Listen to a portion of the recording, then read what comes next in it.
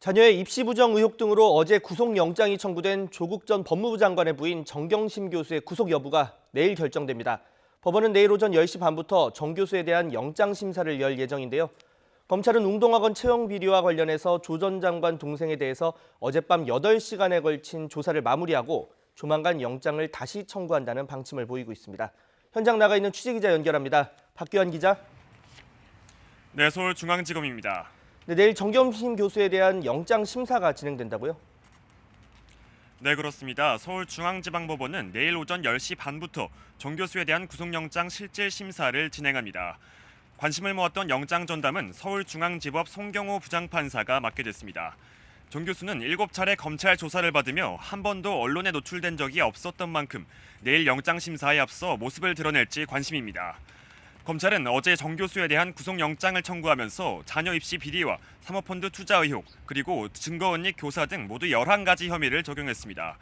정 교수 변호인은 어제 입장문을 내고 11개 혐의에 대해 입시 문제와 사모펀드라는 두 가지 의혹을 나눴을 뿐이라며 평가절하했습니다. 또 근본적 사실관계에 오해가 있다며 법원에서 명확하게 해명하겠다고 밝혀 내일 영장심사에서 치열한 법정 공방이 예상됩니다. 특히 정 교수의 건강 문제가 심사에서 어떻게 변수로 작용할지도 지켜봐야 할 것으로 보이는데요. 내일 영장 결과에 따라 조 전 장관 사태의 근간이 뒤바뀔 수도 있을 것 같습니다. 정 교수에 대한 구속영장이 발부되면 검찰 수사는 탄력을 받게 돼 웅동학원 비리도 조 전 장관 일가로 확대될 수 있습니다. 또 그동안 모든 혐의를 부인해온 정 교수 측 해명의 진실성이 근본부터 흔들릴 가능성이 큽니다. 반대로 영장이 기각될 경우 과잉 수사라는 비판 여론에 힘이 실리고 검찰 개혁은 물론 윤석열 총장의 책임론이 거세질 수도 있을 것으로 관측됩니다. 네, 어제 조 전 장관 동생도 구속영장 기각 이후에 처음으로 검찰에 소환됐는데 조사는 얼마나 걸렸습니까? 네, 웅동학원 채용 비리 관련 혐의를 받고 있는 조 전 장관의 동생 조모 씨는 어제 오후 2시쯤 출석했는데요. 8시간 반 동안 조사를 받고 어젯밤 10시 반쯤 귀가했습니다.